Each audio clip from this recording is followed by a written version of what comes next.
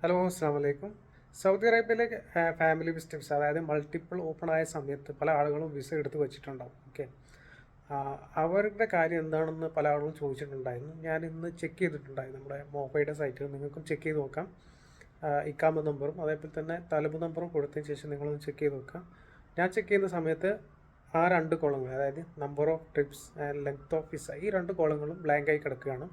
മുമ്പ് multiple open ആയ സമയത്ത് എടുത്തു വെച്ചിട്ടുള്ള വിസ ആയിരുന്നു കേട്ടോ ഇത്. ആ സമയത്ത് നമുക്ക് അവിടെ 365 ഡേയ്സും അതേപോലെ തന്നെ 90 ഡേയ്സും ഒക്കെ കാണിച്ചിട്ടുണ്ടായിരുന്നു.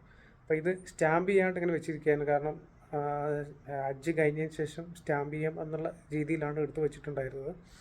അപ്പോൾ ഈ വ്യാഴ്ച വന്ന അപ്ഡേഷൻ പ്രകാരം നമ്മളൊന്ന് ചെക്ക് ചെയ്തിട്ടുണ്ടായിരുന്നു. ഇത് നമുക്കും മുമ്പ് എടുത്തു വെച്ചിട്ടുള്ള ആളുകൾക്ക് എന്താണ് സ്ഥിതി എന്നുള്ള അറിയാൻ വേണ്ടിയിട്ട്.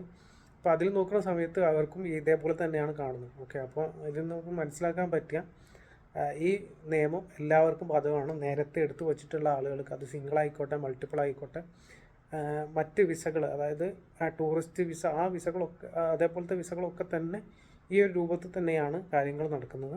അതുകൊണ്ട് തന്നെ സ്റ്റാമ്പിങ്ങിൻ്റെ കാര്യം കുറച്ച് വെയിറ്റ് ചെയ്യുക.